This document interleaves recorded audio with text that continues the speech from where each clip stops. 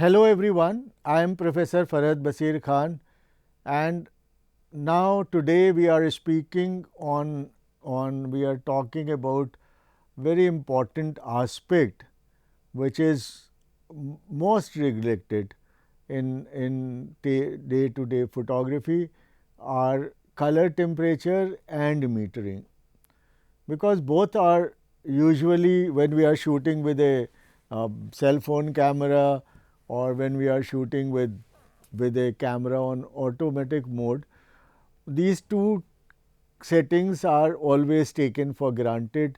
We don't look at those settings, and so usually we are on an auto exposure mode, and the exposure is set by the camera.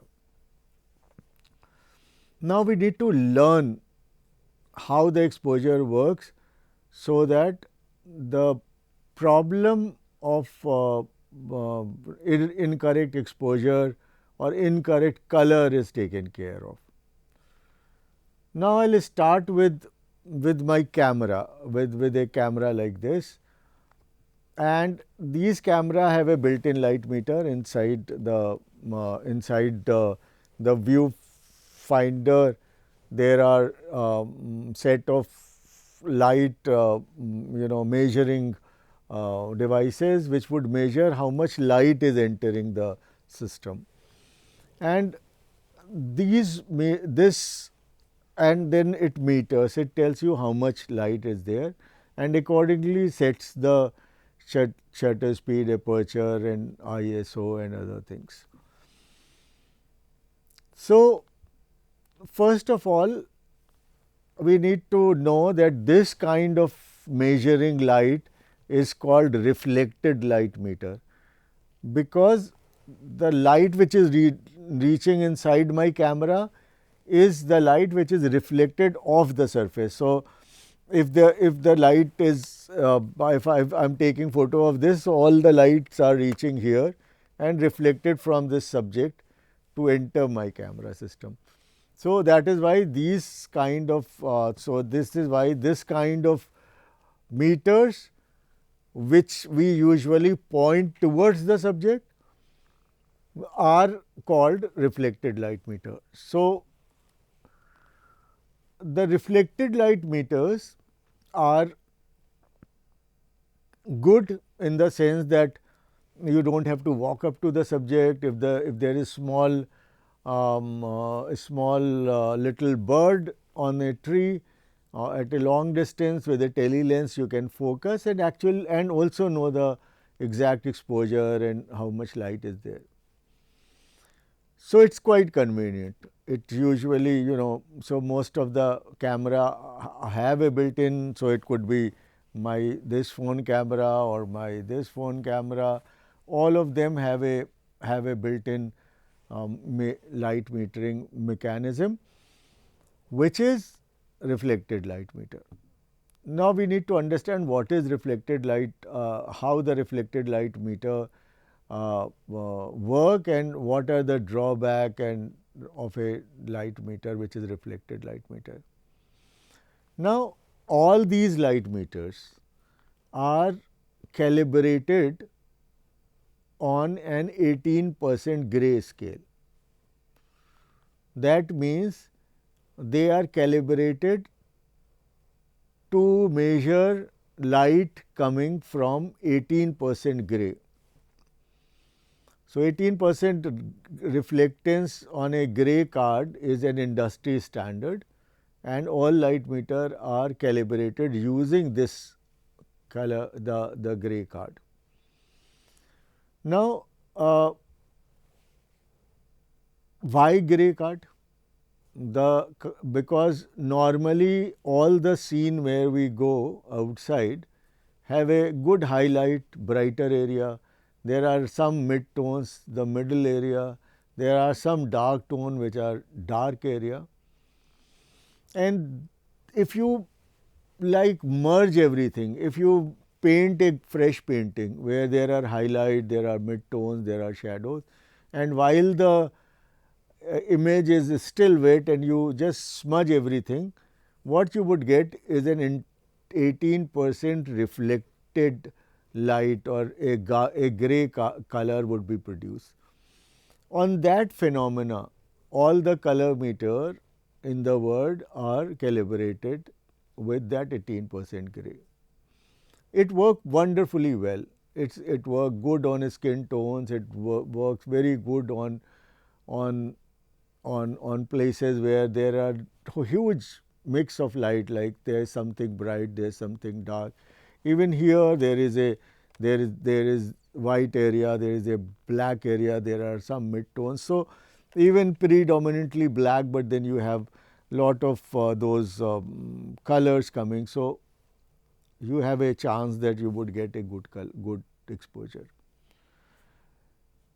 But the things are not always very optimal for a professional photographer. As a professional photographer, if I am asked to shoot anything which is predominantly black, for instance, a black cat in a coal field.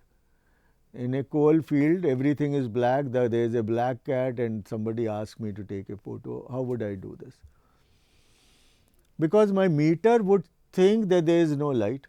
Maybe there is enough light, but it will think that there is no light because it's a reflected light meter, and it can measure and see only light which is reflected from the subject. And but the subject is quite black. It's not reflecting anything. We take it closer to home. We say that if there is a black board and the teacher has written something with a white pen or white chalk, and I have to take a photo. Now, the same thing, the chalk is only reflecting a very small portion because it is a very fine writing. The blackboard is not reflecting anything. So, if I take a photo there, I am going to get a gray color board, a very low contrast black board would turn into a gray board, because the camera would think there is no light coming from the blackboard. It would think that and it would grossly overexpose it. How much will come to it later, but it is going to grossly overexpose, and we are going to get a grayish looking. While you've been studying in a class, there are notes nowadays which are like taken photo and distributed in a class, or you take photo of a book and then distribute it in the class. Now, when you take a photo of a white sheet on which there is some print or not a print, or some drawing or not a drawing, the white paper reflects too much light, and that light make these reflected light meter, my cell phone camera, think that there is lot of light coming from this place. That means there is lot of light incident on that white paper. And what would happen then? That this would close the aperture down, it will have higher shutter speed, or maybe it will make the ISO less and create a gray looking paper to me. So, you must have, this is a daily phenomena. Take a picture with your cell phone or with this camera of a white sheet and see that they are converted into grayer looking photos. That is daily what we do.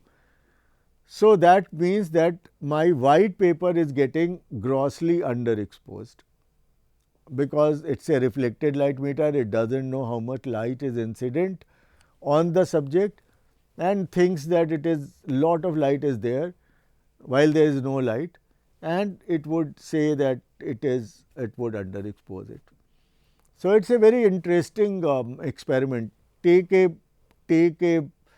not with an AI built camera, not today's camera, but if I take a professional camera which does not do anything, does not think so much.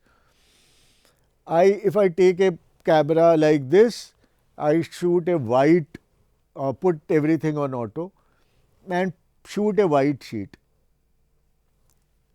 then I will get a gray sheet. I shoot a black sheet, I'll again get a gray sheet. There won't be any difference between that white and black. If I put black and white sheet half and half and then take a photo, then I'll get a very bright white and a very bright black, because this because this scene contains the highlight, this scene contains shadow area, and average it out, actually you are somewhere, you are getting a nice good exposure. So, the point is that whenever we see an overall dark, so if I go to Lal Killa and try to shoot Lal Killa wall, my meter worked perfectly fine, because whatever is reflecting is some nearly that 18% or that kind, which is it's because I am looking at gray area. Now, so when I am using this camera, I need to be careful that what is the reflectance of a surface. A white sheet kind of reflects about 90% light back. So, and it's a very simple math, and my camera understands that it is coming from 18% gray. So, I open up one stop and open one aperture, or make the shutter half, or maybe so, or maybe increase the ISO.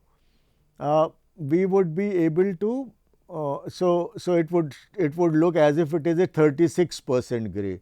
So, if I open up manually I compensate one more stop.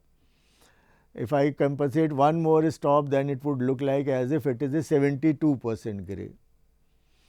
And if I put 2.1 or 2.5 stop more, so if I overexpose my white sheet a little, 2 stop and a little more, it's going to look like a white sheet.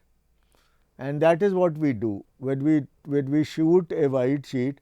We try to give, depending on how white it is, we actually compensate it with another opening up aperture, or doing whatever is possible.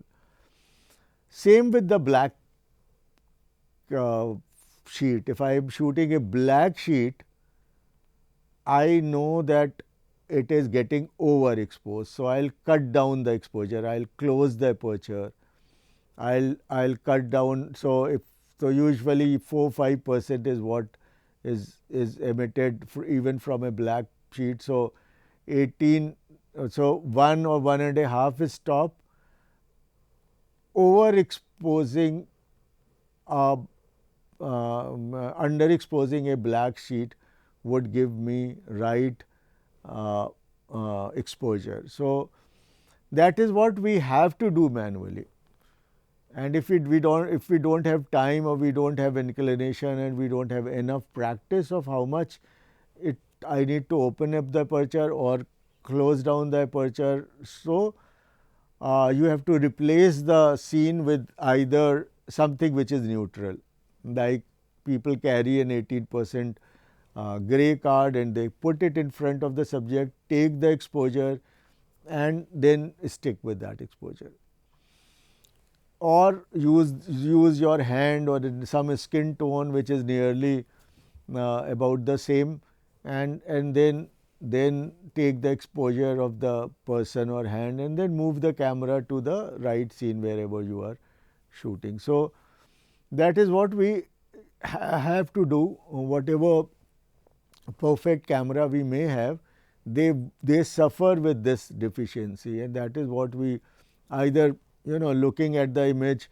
Nowadays, you have a preview, and look at the preview, you can adjust it and do the right exposure. Now, these meters are different kind of meters. So, if I look closely in my camera on my cell phone or on my this camera, when I go into a dial into the exposure mode, I would find several exposure modes in my camera. So, some camera may have some exposure mode, some camera may not have all the but I will take them from one after another.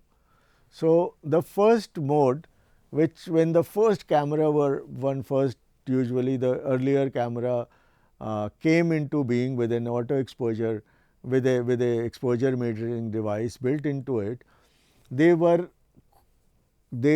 average meters. An average meter would mean that whatever light is getting into my camera or towards my camera, I am measuring the entire scene, which might have highlights, which might have street light and shining into it, whatever, or some black areas, whatever. Everything is coming as everything is averaged out and taken up, and then the exposure is determined. That works very well for areas which don't have, huge variation. But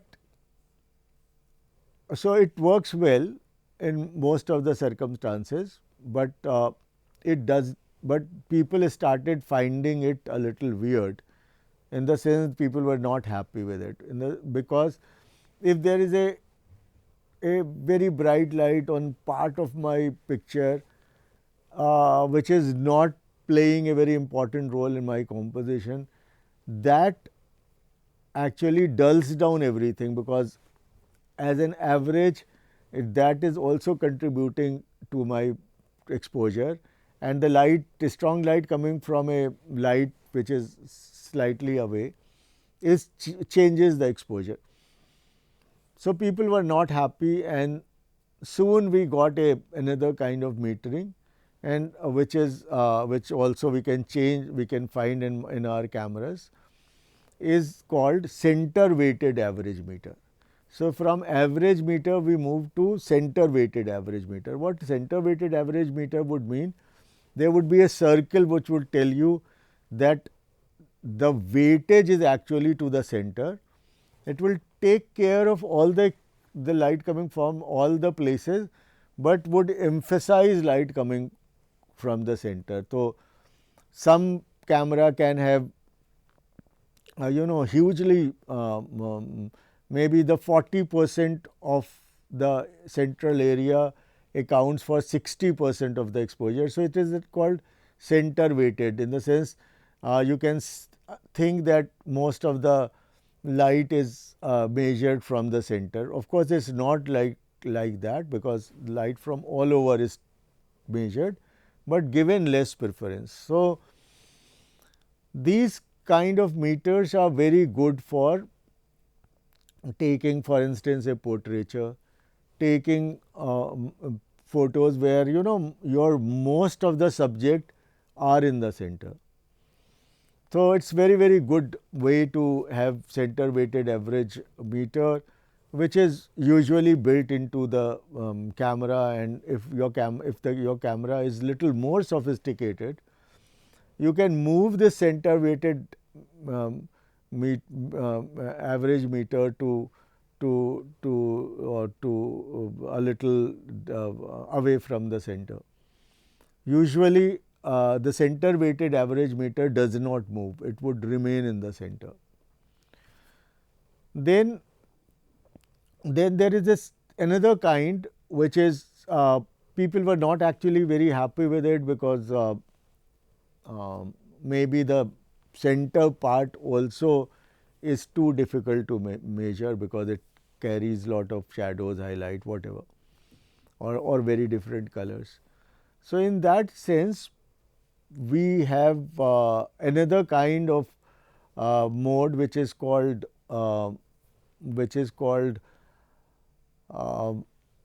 spot metering. Now, the spot metering would mean that this is yes or no situation, it is no average taken. So, anything in that spot is measured like an average meter, but only that small portion. So, you can have 1 degree spot, you can have 4 degree spot, you can have 5 degree spot. So, you can have bigger spot, bigger spot, bigger spot. So, the size of the spot can change, but the but the characteristic would remain that it is just measuring a small portion of your scene.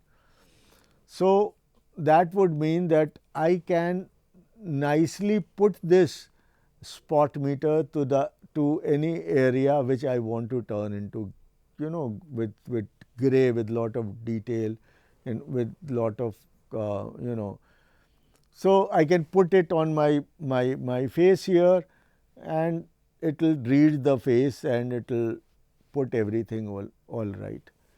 So, spot meter are for advanced professionals. So, maybe my earlier example, my small bird is sitting in the tree.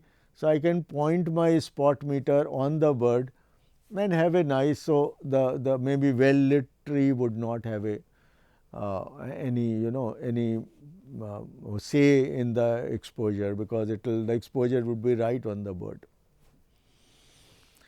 Now, where we use the average meter, the spot meter? Spot meter has problems. A spot meter has biggest problem that if you are not a very good advanced user, you might get into problems. For instance, the spot meter, if you instead of here you put it on my beard, if you put it on my head, you are going to get the overall scene overexposed, because you are measuring a black area. So, on close-ups, it's a disaster. So, if you are taking a huge close-up, if you misplace it, if you are using a close-up of a flower, so flower would have different colors. So, if you put it on some other color than what is a kind of neutral, you are going to have overexposed or underexposed photos very easily. So, be careful. This is a metering mode which after some practice you should be able to use, because it would alter the exposure very quickly. So, if I scan it myself with a spot meter in my camera, I might get 20 reading from up top to bottom. For a good professional, it's a boon, because he would know the lighting ratio, he would know the difference between the tones from the entire body. But for a novice, it would confuse which one to put in on my camera. So, if you are confused, then just go for, then point the meter towards a neutral. It could be red, it could be blue, it could be green, but it should be grayish. It could be like not too bright and not too black area, and that would be all right. What are the, so these are the precaution you have to take with a spot meter, but with a there are situations where you can't do without a spot meter.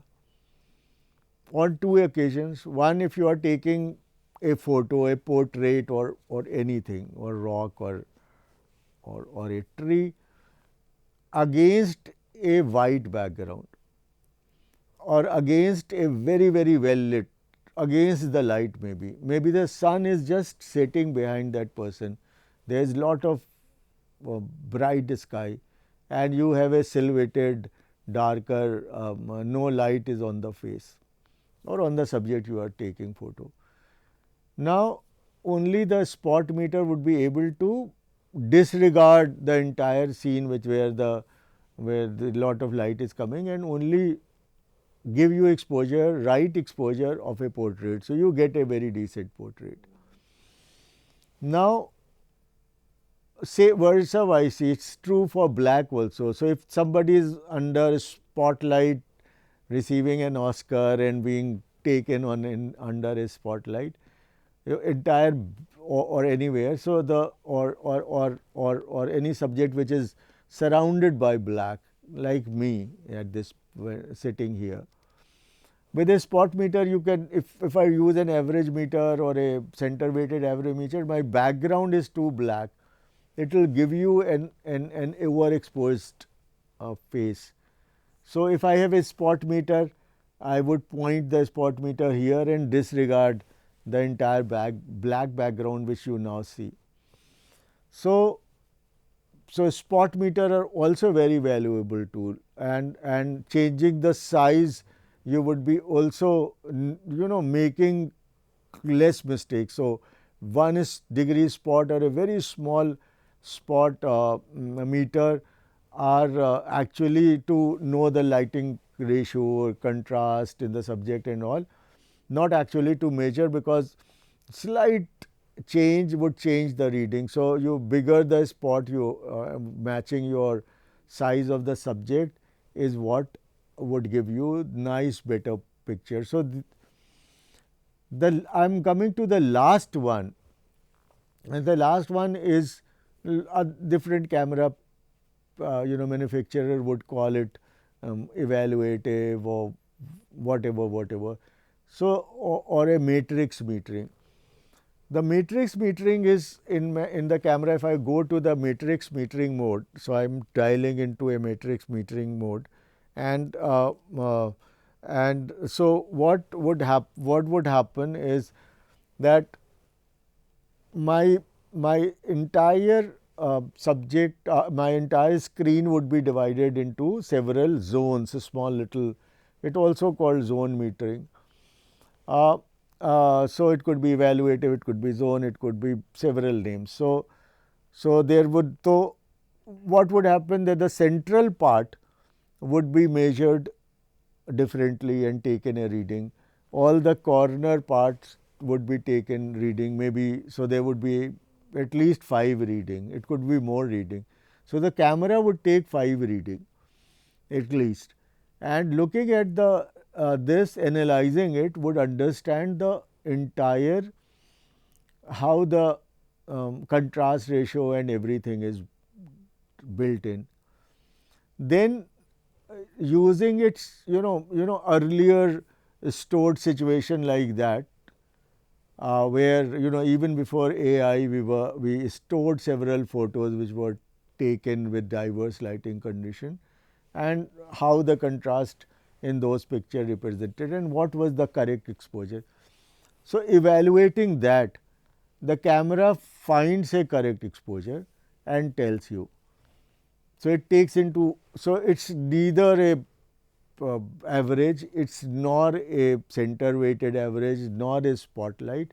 It evaluates, it works like how your mind works, and even it is not a very recent phenomena, we are taking it to this. And so, the evaluative metering works wonder. Evaluating metering actually gives you very good picture. If you are with modern cameras, you can put evaluative and forget about it, but I think for any professional work, I am against if it is an assignment and it is a paid assignment, you can't take risk with a evaluative metering, because you know where your subject lies, and you have to confine yourself to the to how to get better details on the subject, and where you have to go to either a spot or whatever metering method. So, this is good for today, and I will be coming back again with more detailed info on how to actually measure right exposure, and how to avoid the pitfall with a wrong metering says, because even with modern camera, and a little overexposure can't be, under, let us say, raw or something, you can't undo a overexposure which you have done, or very underexposed picture which you have taken. So, this is all for today. It was nice interacting with you. Thank you for listening. Goodbye.